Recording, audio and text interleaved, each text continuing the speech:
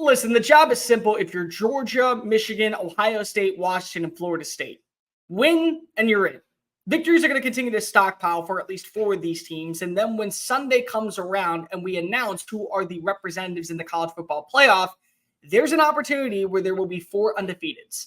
And maybe this is just me holding on to a grudge for the start of the year or really not having a college football playoff vote, but I think we all could agree, regardless of what happened in Tallahassee on Saturday, Washington has earned their right to be in that number 4 spot on Tuesday night in the new CFP rankings. If you are new here, welcome into the channel. My name is Cole Thompson. I'm a radio show host based in Houston, and I talk college football daily. So if this is the type of content you enjoy, especially with coaching searches coming around the corner, bowl destinations, conference championships, and a national championship right at our doorstep, make sure you smash that subscribe button down below. Leave a comment telling me your thoughts on Washington's status moving into Week 13. Tell your friends, your family, your sister, your brother, your mortal enemies, your best of bros, your entire church congregation, and maybe a bunch of drunk frat dudes passed out in a Publix parking lot about this channel. And as always, let's continue to talk college football. So Washington got a win on Saturday. No, strike that. They got a conference champion win on Saturday. No, strike that. They got a conference champion that will allow them to now play in the Pac-12 title game for the final time win. No, strike that. They got a conference champion win that will allow them to play in the Pac-12 title game that probably also justifiably puts them in the very forefront of all college football playoff conversations against Oregon State. There we go. Now we found the right answer. Oregon State's a damn good team. Oregon State has lost 3 games by a combined 8 points, and this was one that they wanted to win to keep their status alive of being one of, if not the most underrated teams in America. And Mother Nature decided to say, let's just add a little bit more fuel to the fire. Whew, rain, pour, absolutely. Natures of the unordinary outside of Research Stadium because, hell, why not make this a crap show? Literally, why not just go ahead and throw the elementals of society away and make this about as sloppy as possible? And Washington found a way to win. Again, against a ranked team on the road. In my opinion, that's enough for me to justifiably say that they have done their job and have earned their right into the Final Four. Now, they still have to win the Apple Cup against Washington State. And Washington State does have an elite quarterback when it comes to deep ball accuracy in Cam Ward. They do have a team that is playing for more sustenance than just bowl eligibility. And the Apple Cup isn't going away anytime soon, so it's not like this is the last time for bragging rights. But the bottom line is that Washington, if they continue to win, has done its job 10 times over, not just against ranked opponents, but also against Pac-12 opponents. I know what you're going to say. Cole, you're putting Florida State at number 5 because of they lost Jordan Travis. Wrong. I'm putting Florida State at number 8 because they don't have Jordan Travis. And at the end of the day, my rankings mean absolutely nothing. This is the problem that we have with people when it comes to rankings. I see something on the field. I see the way that an offense or defense looks without a key player, and I penalize them. Well, if you do your job, with or without my regards, with or without my inclusion of status, you will go as far as your team will take you. Alabama right now is not going to the college football playoff unless they find a way to beat Georgia and hope for chaos against Texas. Texas still has to lose because that head-to-head carries weight with the CFP.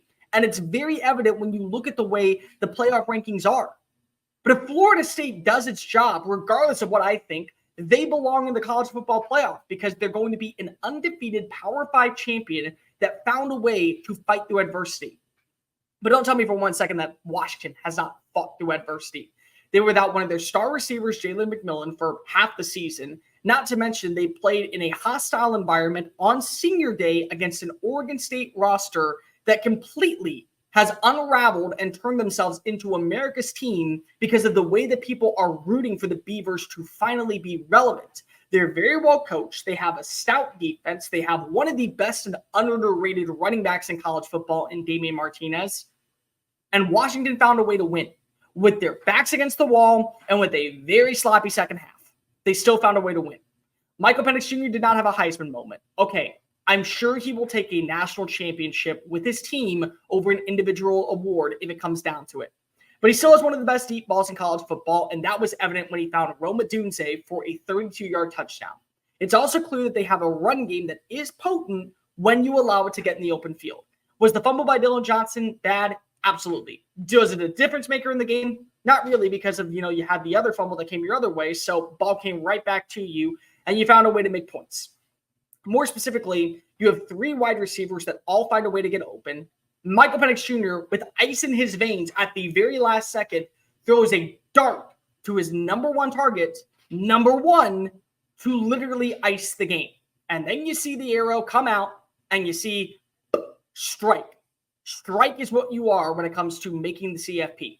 You are striking that number 4 spot because of not only did you win, but you've also now played an Oregon team, an Arizona team, a Utah team, and an Oregon State team that either were ranked when you played them or are ranked now. More importantly, in the way that I view this more than anything else, you also played against a very high-tempo passing attack headlined by Caleb Williams, the Heisman Trophy winner.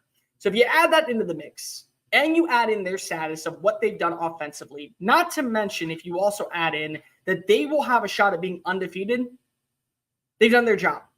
You look at every other team in college football who is ranked and ranked very high. Only Washington has the argument when it comes to the ranked opponents. Whether that was when they were ranked or when they weren't ranked, they have that number attached to their name. They belong at the number 4 spot. And I love Florida State. And I think Florida State, if they continue to do what they're doing, especially with Tate Rudemaker running the show, they have an opportunity to maybe be even the 3 seed, if not the 4 seed, or maybe even the 2 seed if things go their way.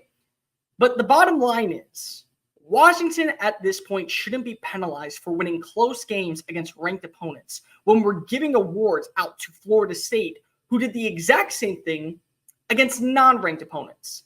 More specifically, the way that this defense has been able to step up over the last several weeks, force their way into getting punts instead of points allowed, that's a testament to improvements on that side of the football. 3 turnovers. 3 turnovers in this game. And by the way, last week against a very sound Utah team, the defense stepped up in the second half.